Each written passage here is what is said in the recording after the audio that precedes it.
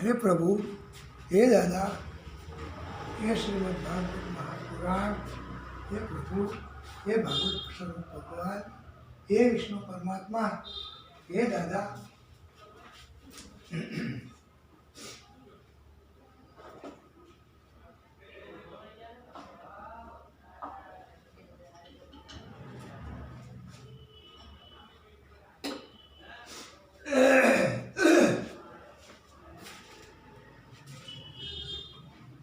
हे दादा,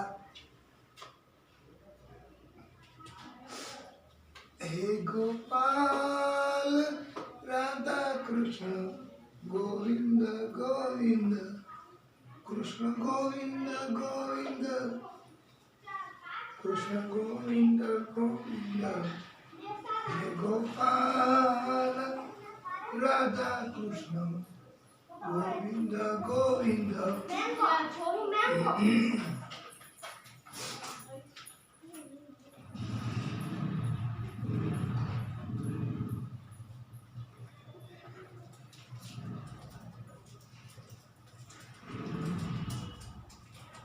बोलिए भागवत स्वरूप भगवान की,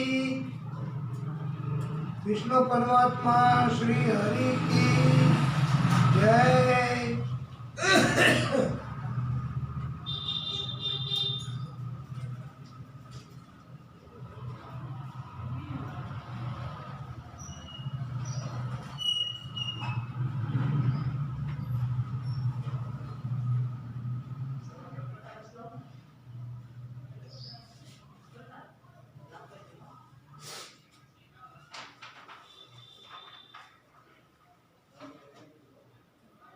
हे गोपाल राधा कृष्ण गोविंद गोविंद कृष्ण गोविंद गोविंद कृष्ण गोविंद गोविंद, हे गोपाल राधा कृष्ण गोविंद गोविंद।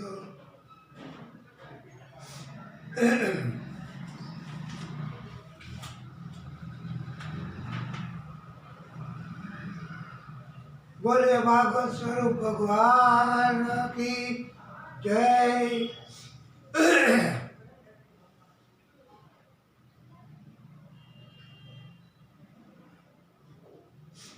हाँ, ध्रुवजी की कथा આપણે પ્રથમ સવારના સત્રમાં જોઈ।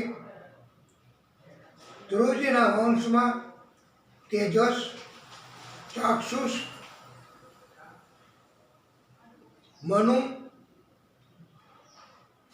અને પછી એના વંશને મન્વંતર, આ ચાક્ષુષ તથા પત્ની નંગવલાને 12 પુત્રો થયા છે। 12 પુત્રોમાં એક અંગ નામે પુત્ર થયો છે। આ અંગને વેન નામે પુત્ર થયો છે। ધ્રુવજીના વંશમાં આ વેન એને રાજા બનાવ્યો છે। આ વેન રાજા એને એવો બોધ આપ્યો હતો કે બ્રાહ્મણો, ઋષિઓ, દેવો એનું સન્માન કરવું, પણ આવા બોધ ને કારણથી વેન રાજા ગુસ્સે થયો, બધા ઉપર અતિ જુલમ કરવા લાગ્યો છે। અને વેન રાજા કહેતા હતા કે હું પોતે જ ભગવાન છું, મને જ તમારે ભગવાન માનવાના। આથી બ્રાહ્મણોએ, દેવોએ, ઋષિઓએ વેન રાજાને સમજાવ્યો, પણ એ સમજ્યો નથી। જુલમ વધારે ને વધારે કરવા લાગ્યો છે। આથી બ્રાહ્મણો, ઋષિઓ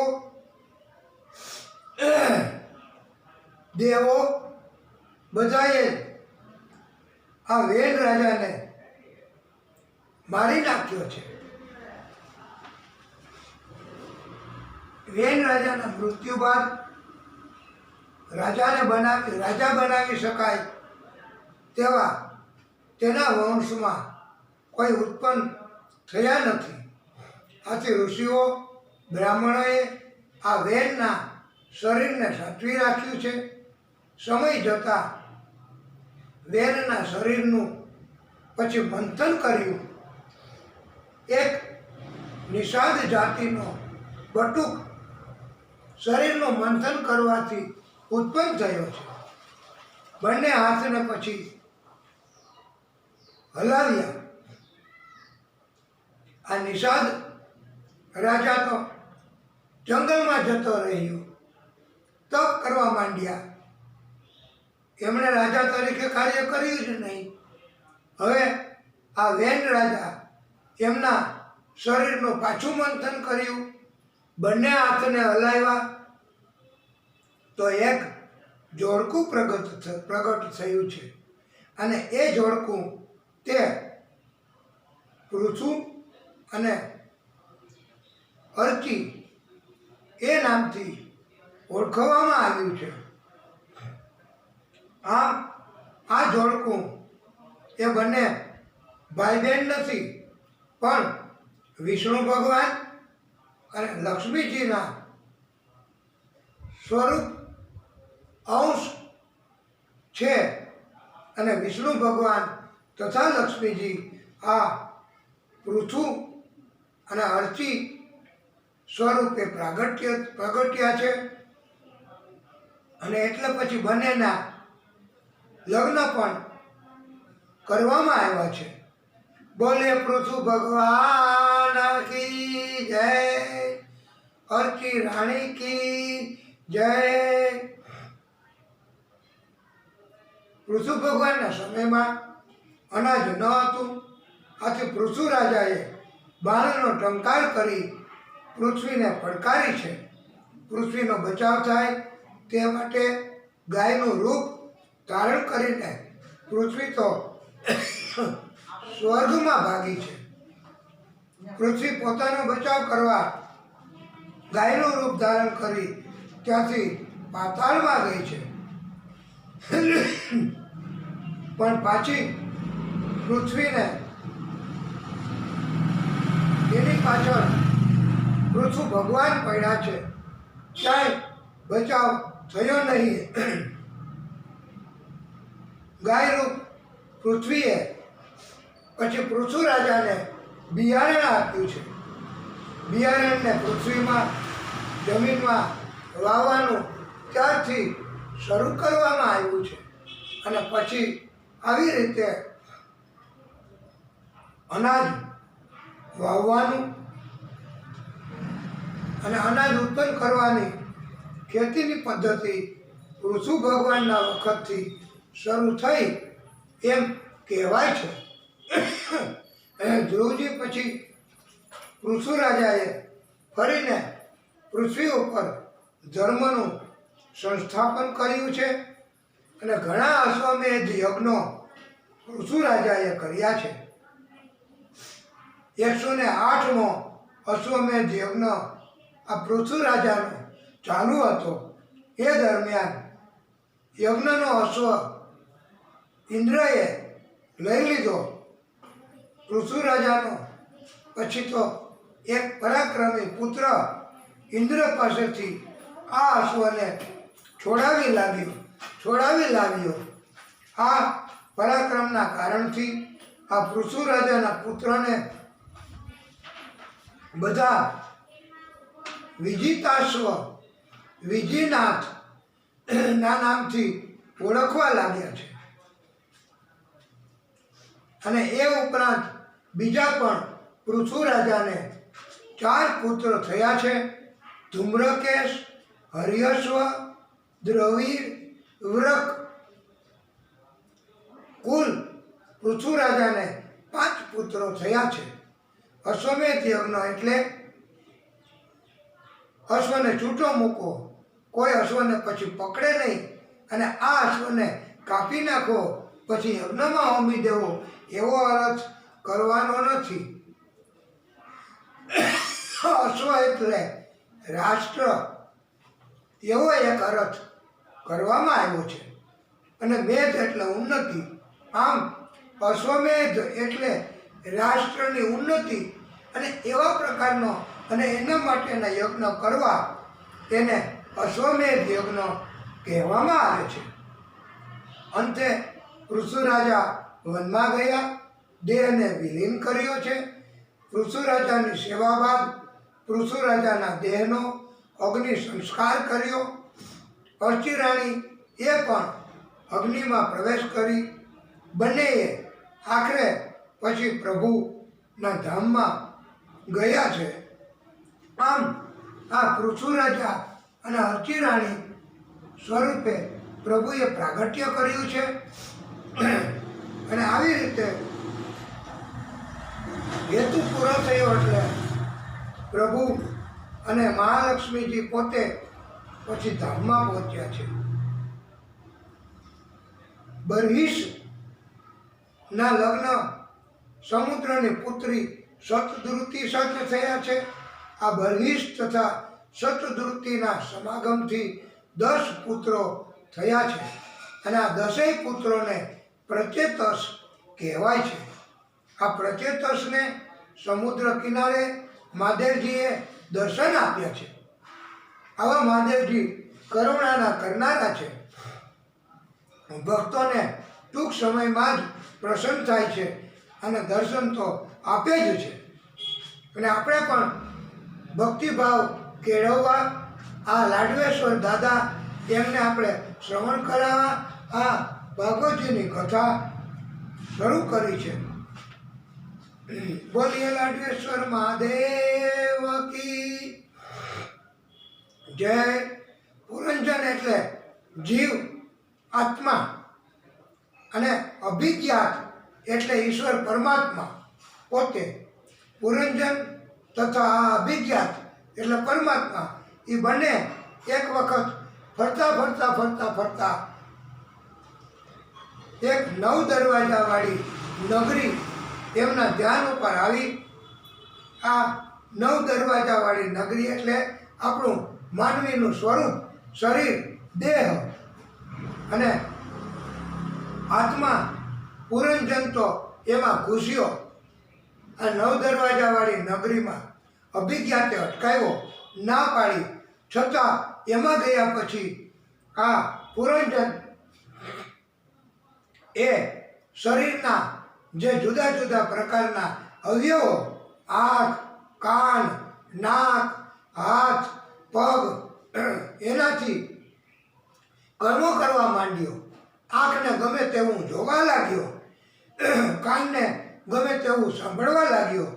અને આવા કર્મોથી પુરંજન છે એ પણ કર્મને આધીન. એમને પછી તો કર્મ શરૂ થયા એટલે હવે કર્મનો બદલો, કર્મનો ફળ એ તો ભોગવવા જ પડે. આમ પુરંજનને પછી એ 9 દરવાજાવાળી નગરીમાં રહીને એવા કર્મ કરતો થયો એટલે એમને પછી બીજો જન્મ લેવો પડ્યો છે.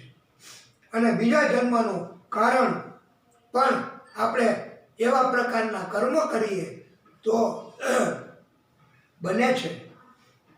જો આંખથી દર્શન કરીએ પ્રભુના, કાનથી પ્રભુની કથા સાંભળીએ, હાથ પગથી આપણે ચાલી અને પગથી ચાલી અને પ્રભુના દર્શન કરવા મંદિરે જઈએ, શ્રીનાથથી જઈએ તો આપણને પ્રભુ કૃપા કરે છે. અને એવા કર્મથી બીજો જન્મ પણ શુદ્ધ અને સુંદર પ્રભુની કૃપા પ્રાપ્ત થાય એવો મળે છે. આમ આપણે હાથ, પગ, આંખ, કાન એમનાથી સુંદર કાર્યો કરવા, પ્રભુના તરફેના કાર્યો કરવા એમ કહેવામાં આવ્યું છે. આ પુરંજનની કથા એટલે આપણા બધાની કથા છે. આપણે બધાય 9 દ્વારવાળી આ નગરીમાં રહીએ છીએ. આપણો આપણો જીવ એ પુરંજન સ્વરૂપે છે. અને અભિજ્ઞાત એટલે પરમાત્મા ઈશ્વર આપણને કેવા કર્મ કરવા એવી પ્રેરણા કરે છે, પણ આપણે એ અનુસરણ કરી શકતા નથી. મોહ, માયા, લાલચ, ક્રોધ, અભિમાન એના કારણથી આપણો આત્મા એ પછી અંતે જ્યારે મૃત્યુ થાય પછી બીજો જન્મ આવે તો દૂષિત કર્મ હોય તો એવી યોનિમાં જાય, અને જો શુદ્ધ પ્રભુને રાજી થાય એવા કર્મો હોય તો આત્મા છે એમને અંતે પણ પરમાત્મા છે એ ગતિ આપે છે, પોતાનામાં સમાવી લે છે. આ પુરંજન છે એનો બીજા જન્મમાં સ્ત્રી તરીકે અવતાર થયો. પુરંજની એનું નામ પાડવામાં આવ્યું અને એમના લગ્ન એ એક રાજકુમાર સાથે થયા. પછી એ રાજકુમારને રાજી કરવા અને એવા કર્મ કરવા લાગ્યો પુરંજન બીજા જન્મમાં, અને અંતે પછી આ રાજકુમારનું મૃત્યુ થયું. અને મૃત્યુ થયા પછી એમને પણ વિધવા તરીકે જીવન જીવવું પડ્યું અને દુઃખી થવા લાગ્યો, અને મોહના ચક્કરમાં આ પુરંજન તો ફસાઈ ગયો છે, ન કરવાના કાર્યો કરવા લાગ્યો છે. આ પુરંજન એના દેહના સંબંધોને કારણે કર્મના આધારે હવે એ વેદના અનુભવવા લાગ્યો છે. પુરંજનીએ તો પોતાનું શરીર આખું પછી તો પોતાના પતિનું મૃત્યુ થયું એટલે આખું શરીર જલાવી ઈશ્વર એને પોતાની સાથે ત્યાં લઈ જવા માટે પધાર્યા છે, અને કહ્યું છે કે કોણ પતિ કોણ પત્ની, આ તો બધા કર્મ એમના સંબંધો છે, માટે એમની પાછળ દુઃખી થવું નથી કે અફસોસ કરવાનો નથી કે એમના ગુલામ બનીને જીવવાનું નથી. આમ બીજા જન્મનું કારણ એ આપણા પોતાના જ આ નવદ્વારવાળી નગરીમાં રહેવા અને એના કારણથી આપણને બીજા જન્મ લેવા પડે છે. અને સુખ દુઃખ આનંદ એ પણ એ કર્મના આધીન આપણને પ્રાપ્ત થાય છે. મોટે ભાગે આપણે પુરંજન સ્વરૂપ કહેવાઈએ છીએ, અને આપણને પરમાત્મા અભિજ્ઞાત એ કોઈને કોઈ રીતે મદદ કરે છે, કોઈને કોઈ રીતે આપણને બચાવે છે, પ્રેરણા કરે છે, અને પ્રતીતિ પણ કરાવે છે, અનુભવ પણ થાય છે કે આ આપણને પરમાત્માની કૃપા છે જ, અને અનુભૂતિ પણ કરી શકીએ છીએ આપણે જો શુદ્ધ કર્મ કરીએ તો. અને નહીંતર એમ થાય કે આવા અધમ કૃત્યો મારાથી થાય છે, તો એવી અનુભૂતિ થાય એટલે સમજવું કે આપણી ઉપર પ્રભુની પરમાત્માની કૃપા ઓછી છે. અભિજ્ઞાત આપણા કર્મોથી રાજી નથી. નહીંતર એ એમ કહે છે કે હે જીવ, પરમાત્મા એમ કહે છે કે હે આત્મા, તારે આ નગરીમાં રહી અને તું ખાવાનું કામ તું કરજે, પચાવવાનું કામ હું કરીશ, વાવેતર કરવાનું કામ તું કરજે, ઉગાડવાનું કામ હું કરીશ. આમ અભિજ્ઞાત સ્વરૂપ પરમાત્મા આપણને બધાને મોટા મોટા કાર્યો, અઘરા કાર્યો પોતે અભિજ્ઞાત રૂપ પરમાત્મા કરે છે અને આપણને મદદરૂપ થાય છે. એટલે આપણે આ દુનિયામાં મોહ રાખવો નહીં અને માયા ઉત્પન્ન થાય તેવું કરવું નહીં. અને જગતમાં આપણું જો ધ્યાન ચોંટશે તો હંમેશા આપણને જગત અપમાન કરશે, અને જગત તરફ આપણે અપમાન કરે, દુનિયા આપણું અપમાન કરે તો આપણે સમભાવ રાખવાનો છે. દુઃખી થવાનું નથી કે અફસોસ કરવાનો નથી, અને જગત આપણી પ્રશંસા કરે તો પણ આપણે એમનાથી કોઈ હરખાઈ જવાનું નથી. એવો બોધ આ પુરંજન આખ્યાનથી આપવામાં આવ્યો છે. એટલે જગત માન આપે કે અપમાન કરે, આપણે ક્ષમતા રાખવી, સમભાવ રાખવો. અને પ્રભુ છે, પરમાત્મા છે, અભિજ્ઞાત સ્વરૂપ છે, એમની તરફ આપણે હંમેશા મમતા રાખવી, એના તરફ પ્રેમ રાખવો. જગત તરફ પ્રેમ નથી રાખવાનો. અને આપણે હંમેશા આ બોધનું પાલન કરીશું તો અંતે મૃત્યુ સુધરશે અને આપણને પ્રભુની કૃપાથી પોતાના ધામમાં પ્રભુ લઈ જશે. અને આપણને અંતે પ્રભુ પોતાનું ધામ આપશે. પછી તો પ્રિયવ્રત રાજાની કથા કહેવામાં આવી છે. પ્રિયવ્રત રાજા જ્યારે બચપણમાં ત્યાં હતા ત્યારે નારદજીએ કહ્યું છે કે અમે બધા મહાદેવજીને અનુસરીએ છીએ, તમે પણ મહાદેવજીની અનુસરણ કરજો, શ્રદ્ધા રાખજો, વિશ્વાસ રાખજો. અને આ પરિવર્તન આવ્યું. પછી તો મહાદેવજીને, ઋષિઓને, બ્રહ્માજીને આ પ્રિયવ્રત અનુસરવા લાગ્યો અને એમનામાં પરિવર્તન આવ્યું છે. એમના લગ્ન પ્રજાપિતા વિશ્વકર્માની પુત્રી બરહિષ્મતી એમની સાથે થયા છે. અને એ બંને પતિ પત્ની એના સમાગમથી 10 પુત્રો અને 1 પુત્રી ઉર્જસ્વતી નામને આમ 11 સંતાનો આ પ્રિયવ્રત રાજાને થયા છે. પ્રિયવ્રત રાજા એને બીજી પત્ની હતી, એને પણ 3 પુત્ર ઉત્તમ, તામસ, રેવત થયા છે. આમ પ્રિયવ્રત રાજાને 2 રાણી, 11 + 3 એમ 14 સંતાનો થયા છે. અને 11 અબજ વર્ષ સુધી આ પૃથ્વીના સુખ, પૃથ્વીના ભોગ એમને ભોગવ્યા છે. અને 7 વખત સૂર્યની પાછળ એમણે ઘૂમ્યા છે. અને એના રથના પૈડાના ખાડા થયા છે. અને સપ્તદ્વીપ, સમુદ્ર, જંબુદ્વીપ, પ્લક્ષદ્વીપ, લક્ષદ્વીપ, શાલ્મલી દ્વીપ, કુશદ્વીપ, કૌંચદ્વીપ, શાકદ્વીપ, પુષ્કરદ્વીપ, આમ આ 7 દ્વીપ, આ 7 સમુદ્ર ઉત્પન્ન થયા છે. અને પ્રિયવ્રત રાજાએ એના પુત્રોને એક દ્વીપના રાજા બનાવ્યા છે. અને પછી બધું છોડી અને પ્રિયવ્રત રાજા એ રાણીઓ, સંતાનો, તમામ સંપત્તિ એ બધું છોડી શાલગ્રામ નામના વનમાં જઈ તપ કર્યું છે. અને પ્રિયવ્રતના 1 પુત્ર અગ્નિદ્ર, અને અગ્નિદ્રએ સુંદર કન્યા સાથે લગ્ન કર્યા. અને તે બંનેના સમાગમથી 9 પુત્ર થયા છે.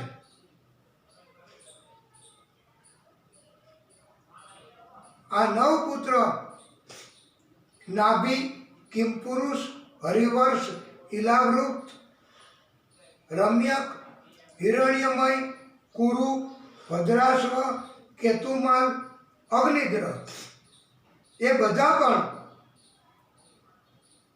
9 પર્વતોની પુત્રી સાથે પરણ્યા છે. અગ્નિદ્રના પુત્ર નાભી, અને નાભી રાજા મહાન રાજા થયા છે, તપસ્વી થયા છે. એમના લગ્ન મેરુદેવી સાથે થયા છે. નાભી રાજા તથા મેરુદેવી એમના સમાગમથી એમણે બંનેએ યજ્ઞ પુરુષ ભગવાનનું પૂજન કર્યું. યજ્ઞ પુરુષ ભગવાને એમને પ્રસન્ન થઈ અને વરદાન આપ્યું છે. અને એમ કહ્યું છે કે તમને ભગવાન જેવા સંતાનો થશે. અને ભગવાન જેવા તો બીજા કોણ હોય, પણ નાભી રાજાને ત્યાં ભગવાન પોતે જન્મ્યા છે, પ્રાગટ્ય કર્યું છે. અને આ નાભી રાજા અને મેરુદેવીના સમાગમથી, યજ્ઞ પુરુષ ભગવાનની કૃપાથી પ્રભુએ વૃષભદેવ સ્વરૂપે પ્રાગટ્ય કર્યું છે. બોલીએ વૃષભદેવ ભગવાન કી જય. આ અજનાભ ખંડ તરીકે ઓળખાય છે. વૃષભદેવજીના રાજ્યમાં ઇન્દ્ર વરસાદ વરસાવતા ન હતા. એના રાજ્યના ખંડને અજનાભ ખંડ તરીકે ઓળખવામાં આવ્યો છે. અને યોગ બળથી આ પોતાના અજનાભ ખંડમાં એમણે વરસાદ વરસાવ્યો છે વૃષભદેવજીએ. અને આ અજનાભ ખંડ એ જ આ આપણો ભારત દેશ તરીકે ઓળખાયો છે. અને અંતે બદ્રિકાશ્રમ ગયા છે. નાભી રાજા પણ અંતે બદ્રિકાશ્રમ ગયા, તપ કર્યું અને ધામમાં ગયા. વૃષભદેવ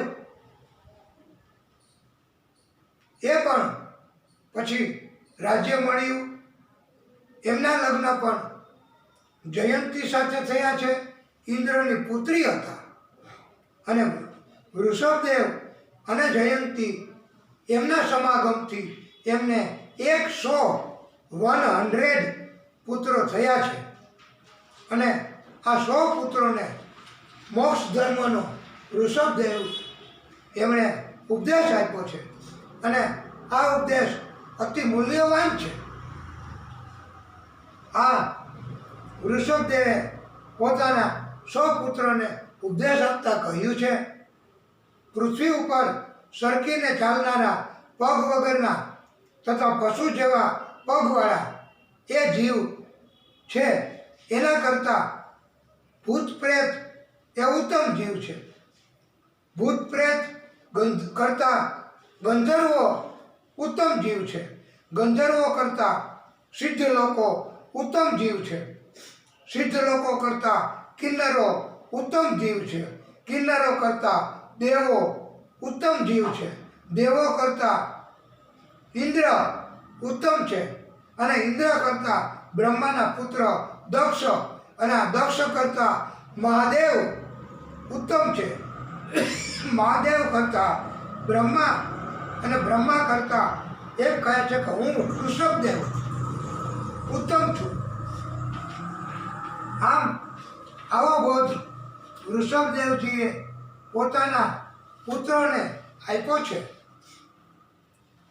અને મારા કરતા ઉત્તમ કોણ?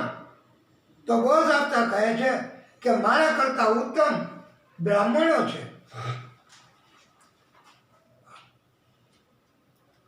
બ્રાહ્મણો કરતા ઉત્તમ કોણ? તો ત્યારે અટકી ગયા છે. બ્રાહ્મણો કરતા ઉત્તમ કોઈ નથી. આમ આ કથા ઉપરથી અને આ વૃષભદેવે જે ઉપદેશ આપ્યો છે એ મુજબ બ્રાહ્મણો છે એ પૃથ્વી ઉપર ઉત્તમ જીવ છે. અને વૃષભદેવ તરીકે પ્રાગટ્ય કરી શ્રી હરિ પોતે આવો બોધ આપે છે અને બ્રાહ્મણોનું મહત્વ સમજાવ્યું છે. આમ બ્રાહ્મણોનું મહત્વ આ વૃષભદેવજી એમણે, અને વૃષભદેવજી એ પરમાત્મા શ્રી હરિનો જ અવતાર છે. એટલે પરમાત્મા શ્રી હરિ એ વૃષભદેવજી મારફત એવો બોધ આપ્યો છે કે પૃથ્વી ઉપર બ્રાહ્મણો જ ઉત્તમ છે. અને બ્રાહ્મણોનું મહત્વ વધાર્યું છે અને આવો બોધ આપ્યો છે. આ બ્રાહ્મણોમાં સમ, દમ, સત્ય, અનુગ્રહ, તપ, ક્ષમા, અનુભવ આ 8 ગુણો છે. અને આ અમારા ઘરની વાત નથી. આ ભાગવતીની કથામાં વૃષભદેવજીએ પ્રાગટ્ય કર્યું અને પરમાત્મા શ્રી હરિએ જ વૃષભદેવજી મારફત આવો ઉપદેશ આપ્યો છે, તો બ્રાહ્મણો છે એ પછી થયા ને બ્રાહ્મણો છે એનું મહત્વ નથી ને બ્રાહ્મણના કર્મો તો હોવા જોઈએ એવું કહ્યું નથી. બ્રાહ્મણો જન્મથી જ ઉત્તમ ગણવામાં આવ્યા છે અને પરમાત્મા શ્રી હરિના મુખેથી પ્રથમ વેદ અને પછી બ્રાહ્મણો નીકળ્યા છે. બ્રાહ્મણોને ઉત્તમ ભોજન કરાવવાથી, સંતુષ્ટ કરાવવાથી વિષ્ણુ ભગવાન પરમાત્મા શ્રી હરિ પોતે પ્રસન્ન થાય છે. આમ આ બ્રાહ્મણો છે એ ઉત્તમ છે અને પ્રભુના પરમાત્મા શ્રી હરિના મુખમાંથી નીકળ્યા છે એ માનવાનું જ છે.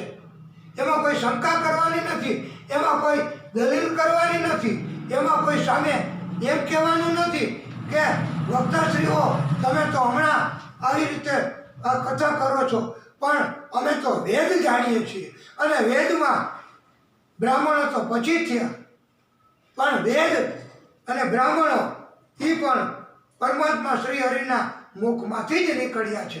માટે આવા પ્રકારનું કોઈ પણ વ્યક્તિએ અભિમાન કરવું નહીં અને બ્રાહ્મણોની કિંમત ઘટાડવાનો પ્રયત્ન કરવો નહીં. બ્રાહ્મણોનું મહત્વ જ્યારે ભાગવતજીની કથામાં આ વૃષભદેવજી મારફતે પ્રભુએ જ્યારે બોધ આપ્યો છે, વિષ્ણુ પરમાત્મા પોતે કહે છે વૃષભદેવજી મારફત, તો ત્યારે આપણે તો એ શું કામ ન સ્વીકારવું? આપણી પાસે બીજું કોઈ એવું પ્રમાણ નથી કે બ્રાહ્મણો કરતાં ઉત્તમ કોણ, બ્રાહ્મણો કરતાં ઉત્તમ કોઈ છે જ નહીં. અને એમ છતાંય આપણે આપણા કોઈ એવા કોઈ માનવાના કારણથી અથવા આપણા કોઈ મિથ્યા જ્ઞાનથી અથવા આપણે કોઈ અંદરના અભિમાનથી આપણે એમ કહીએ કે ના ના ના બ્રાહ્મણ એ મહાન છે જ નહીં, બ્રાહ્મણ તો પછી થયા. અરે બ્રાહ્મણ અને વેદ એ જ પ્રથમ ભગવાનના મુખમાંથી ઉત્પન્ન થયા છે અને ભગવાન શ્રી હરિ પોતે બ્રાહ્મણને સંતુષ્ટ કરવાથી રાજી થાય છે, બ્રાહ્મણને ભોજન કરાવવાથી પ્રસન્ન થાય છે અને બ્રાહ્મણ મારફત પરમાત્મા શ્રી હરિ સ્વીકારે છે.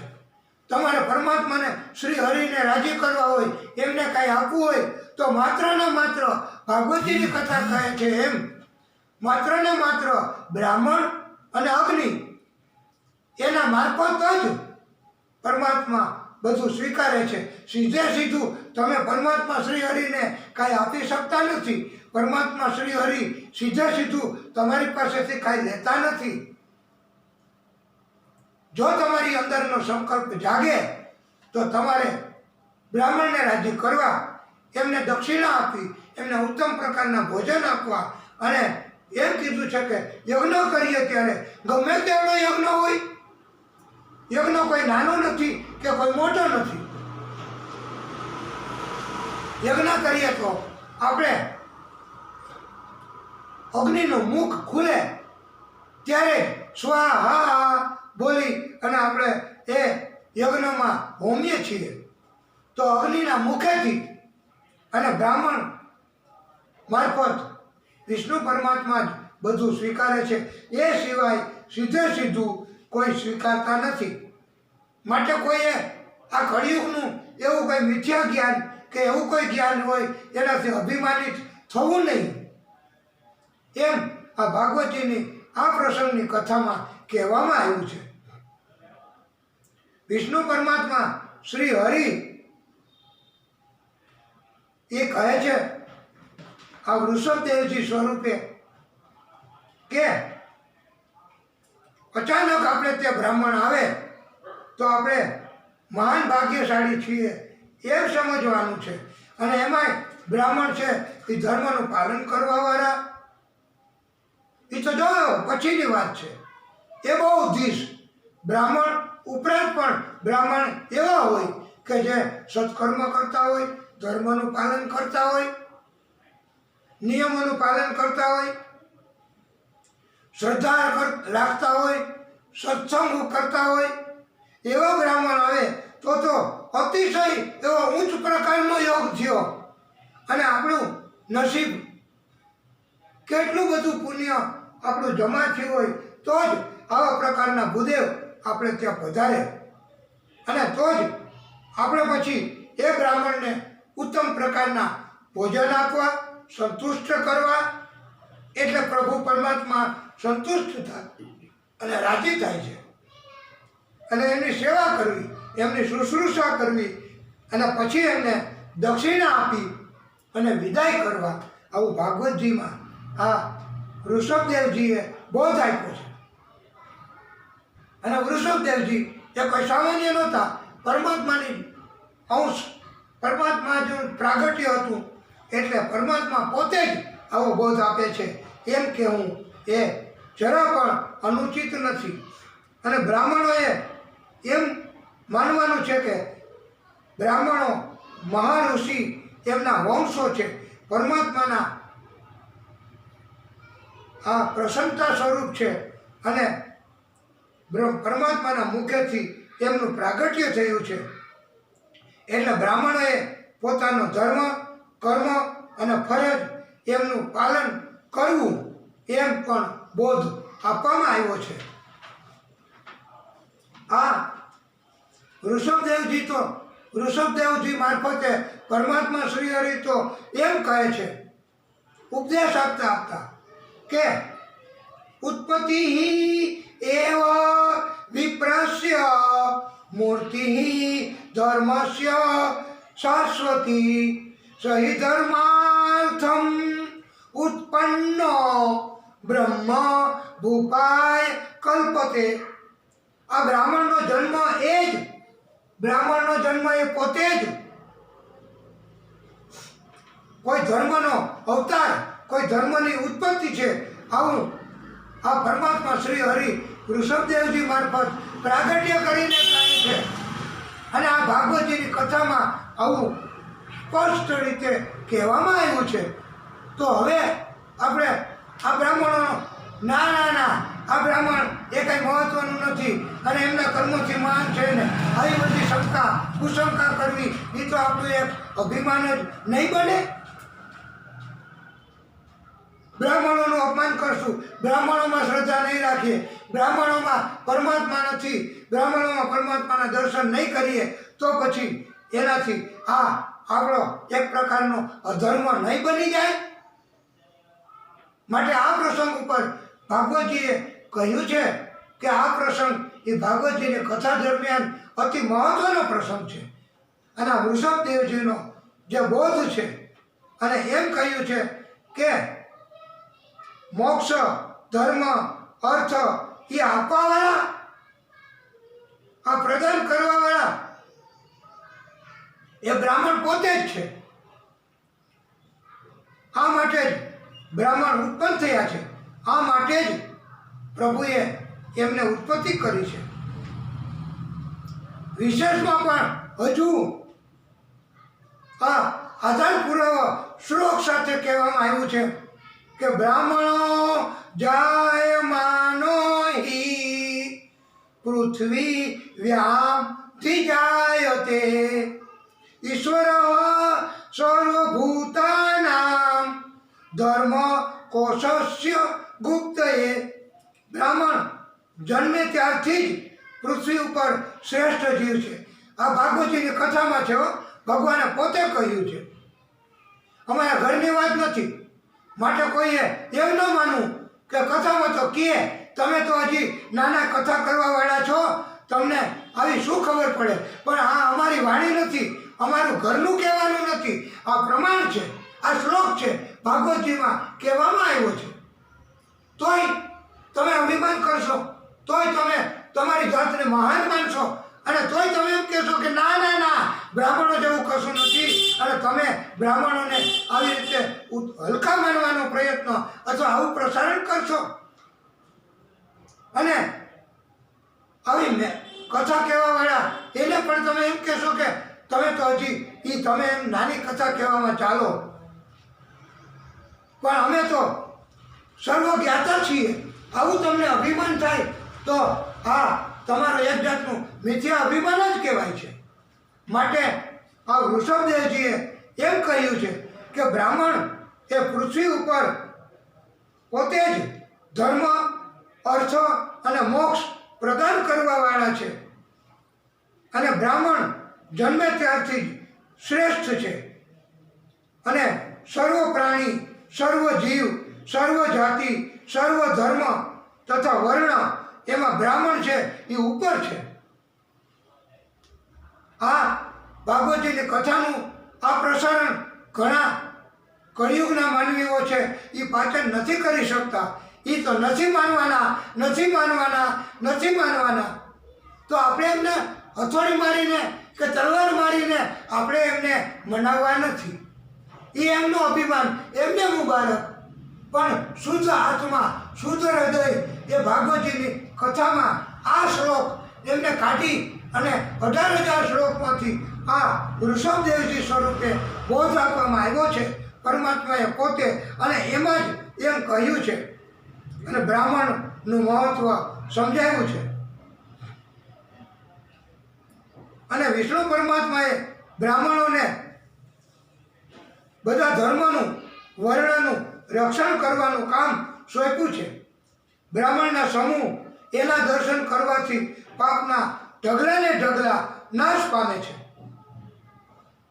બ્રાહ્મણને પગે લાગવાથી આપણું કલ્યાણ થાય છે. બ્રાહ્મણને પૂજા કરવાથી ઈશ્વરના પદ એને પામી શકાય છે. બોલો, તો બ્રાહ્મણની પૂજા, બ્રાહ્મણને પગે લાગવું એમાંય શરમ, એમાંય તમારું અભિમાન તૂટે છે. તો અને એમાં પણ ભાગવતજીની કથા, ભાગવતજીના વક્તાશ્રી એ પણ કથા કહેતા હોય તો એમના તરફે પણ તમે આવી રીતે આવી મિથ્યા દલીલો કરી અને આવો અપરાધ કરશો અને તમે સ્વીકારશો નહીં. અને એટલે તો એમ કહેવામાં આવ્યું છે કે કથા શરૂ થાય એ પહેલાં જ વ્યાસ પૂજન એનો અધિકાર, વક્તાશ્રીનું પૂજન, વ્યાસ પૂજન એટલે કથાના વક્તા, તો વક્તાશ્રીનું પૂજન કરવાનો એનું ઘણું મહત્વ છે ભાગવતીની કથા શરૂ થાય એટલે. અને એટલું બધું મહત્વ છે કે માત્ર કથાના આયોજક હોય એને જ વક્તાશ્રીનું પૂજન કરવાનો અધિકાર પ્રાપ્ત થાય છે. અને આયોજકો છે એ વક્તાશ્રીનું પૂજન કરી શકે છે.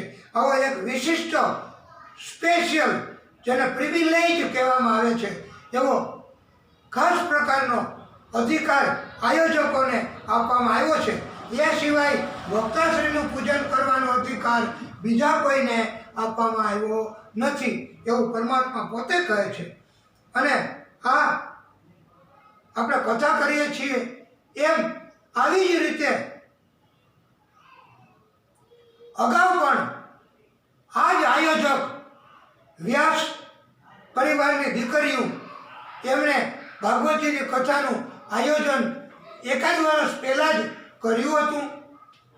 અને આ દીકરી વ્યાસ પરિવારની કે જેમનું અહીંયા આપણે સ્મૃતિ ચિત્ર રાખ્યું છે અને બધા એમને જોઈ શકશો કે આજ અત્યારે અહીંયા છે નહીં, પ્રભુએ એમને બોલાવી લીધા છે.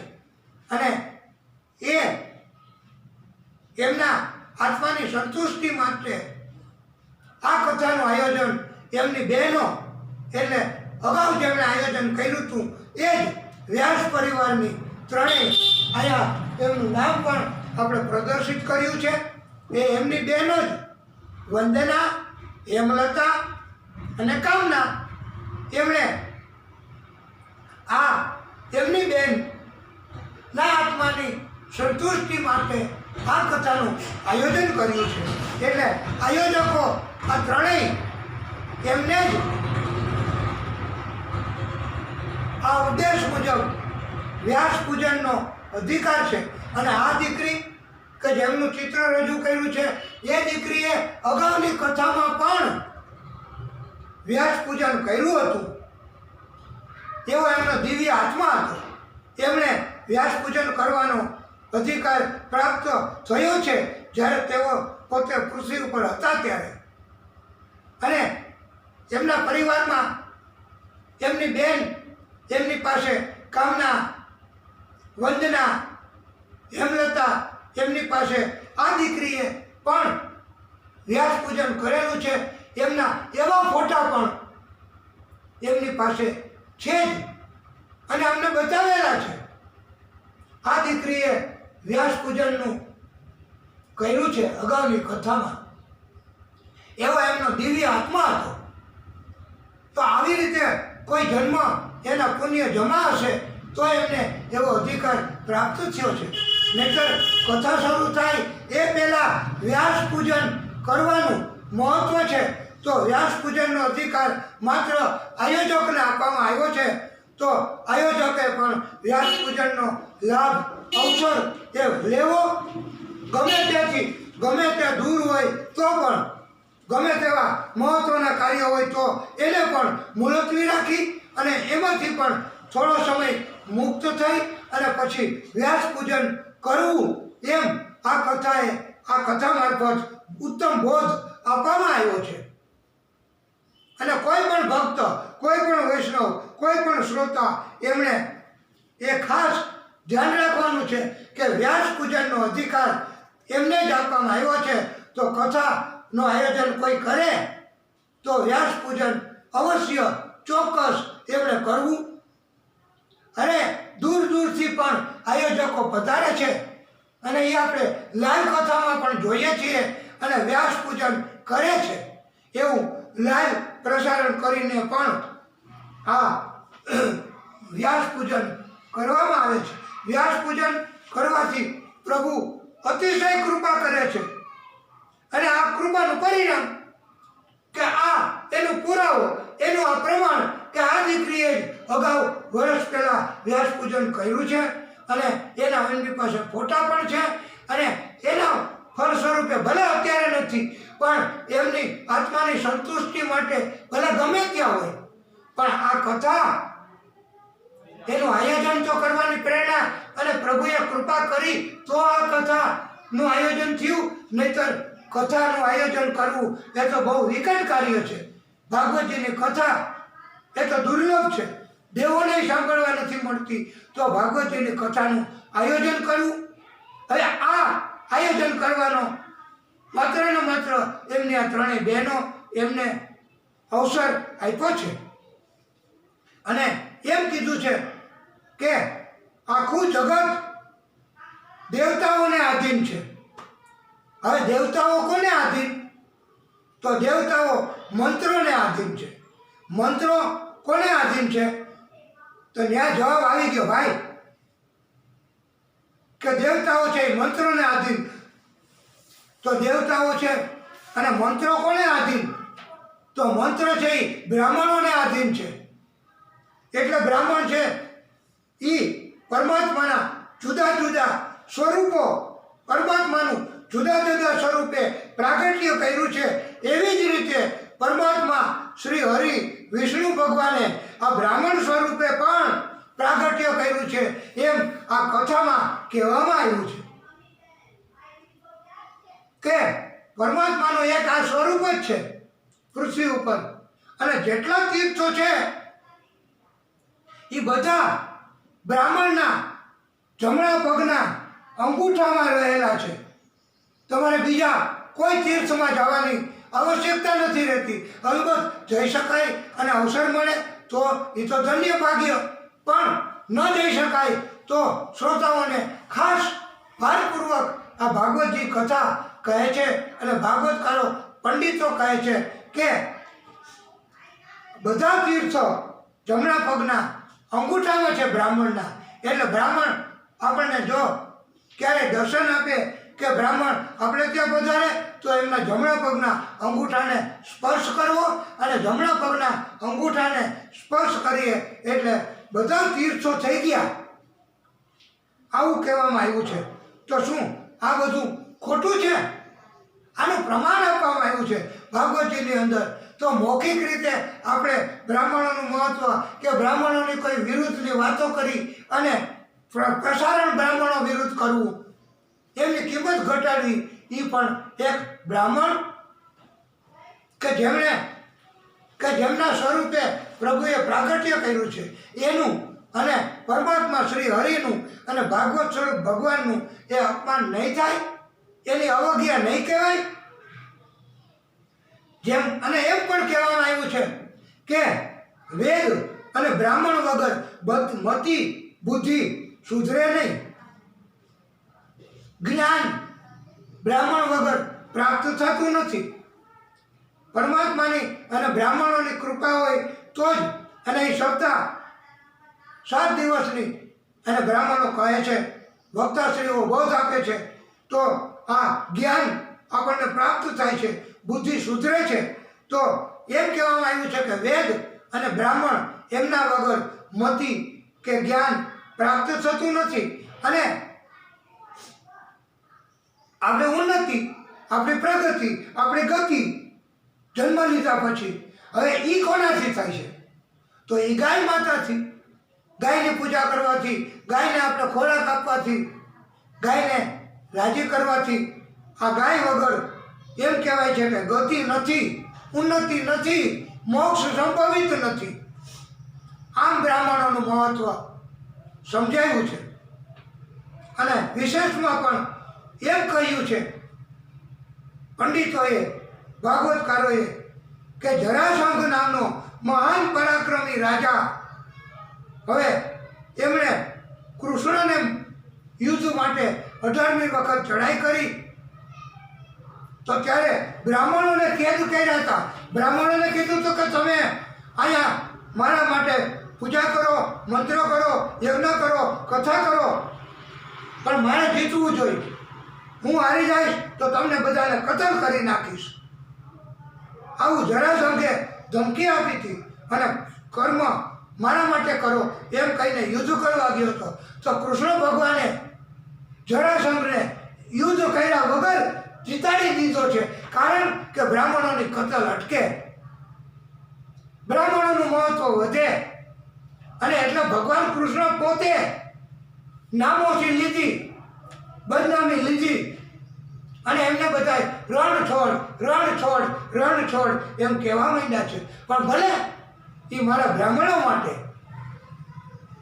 તો આવો પ્રમાણ, આવો બોધ, આવી ભાગવતીની કથા, આવી સુંદર વાણી પ્રભુએ કીધી છે. તો શું આપણે આ બ્રાહ્મણોનું મહત્વ, બ્રાહ્મણો એટલે બસ એને ઠોકરે મારવાની? કળિયુગ છે તો સમજ્યા.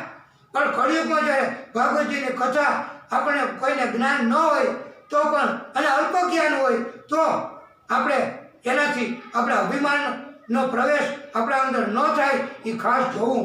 અને ગુસ્સો તો કરવો જ નહીં. અને જ્યારે ભાગવતી સ્વીકારે છે, પરમાત્મા શ્રી હરિ પોતે કહે છે, વૃષભદેવ સ્વરૂપે આવો બોધ આપે છે, તો આપણે પાછી આપણી દલીલ કરશું કે બ્રાહ્મણ એટલે કાંઈ નહીં. અને તમે કહો છો એ બધું આ ન હાલે. તમે હજી શીખો છો. આવું કોઈને કહેવું તો આપણે મહાજ્ઞાની. પરમાત્મા પોતે એમ નથી કહેતા કે હું મહાજ્ઞાની છું. અને આ જરાસંઘ એમને પ્રભુએ જીતાયેલો છે. અને એમ કહેવામાં આવ્યું છે કે પછી આ વૃષભદેવ એ પોતે ભગવાનનો અવતાર હતા. અને એ યોગ માયાની વાસનાથી કેવળ અભિમાનના ભાસના કારણથી જ આ વૃષભદેવજીને પણ માત્ર એવો ભાસ હતો ને, એના કારણથી જ આખી પૃથ્વી ઉપર વિચરતા રહ્યા છે. અને વૃષભદેવજી પછી દક્ષિણ કર્ણાટકના પ્રદેશમાં ગયા છે. કોક, વૈક, કુટક આદિ જગ્યાએ જઈ અને મોઢામાં પથરો રાખતા. ભાઈ વૃષભદેવજી ભગવાન સ્વરૂપ, મોઢામાં પથરો કે બોલશું તો કાંઈ સમજવાના નથી, બોલશું તો કાંઈ સાંભળવાના નથી, ઉપદેશ આપતું તો પણ ઇટ ઇઝ ભાગવત બિફોર બબેલો, ભેસ આગળ ભાગવત. એવું થાય છે. માટે પંડિતો, જ્ઞાનીઓ, સંતો એ કોઈને ઉપદેશ એટલે જ નથી આપતા કે ભાઈ તમારી અંદર કળિયુગનો પ્રવેશ છે, અમે તમને નહીં સમજાવી શકીએ, અમે હાથ જોડીએ છીએ એમ કરીને એ તો પોતાના રસ્તે હરિશરણમ હરિશરણમ હરિશરણમ શ્રી હરિશરણમ આમ કરીને સંતો તો હરિના શરણમાં જતા રહે છે. અને અભિમાની માણસોને કળિયુગમાં જેને અંદર કળિયુગનો વાસ હોય એને કોઈ આવું બહુ દિવ્ય જ્ઞાન આપવા એની હારે માથાકૂટ કરતા નથી અને જતા રહે છે. અને એક વખત આ ઋષભદેવજી વનમાં ભટકતા હતા. વાંસની જાળી હતી, એમાં ઘર્ષણથી આગ લાગી, આખું વન સળગી ગયું. એમાં વૃષભદેવજી પોતે પણ એનું શરીર ત્યાગ કર્યો છે અગ્નિના માધ્યમથી, અને ધામમાં વયા ગયા છે પ્રભુ. વૃષભદેવજી સ્વરૂપે પ્રાગટ્ય કરી અને પ્રભુએ આટલું ઉત્તમ પ્રકારનું જ્ઞાન આપ્યું છે. આપણે આપણી કથાને અહીંયા ટૂંકો વિરામ આપીશું. બોલીએ ભાગવત ભગવાન કી જય.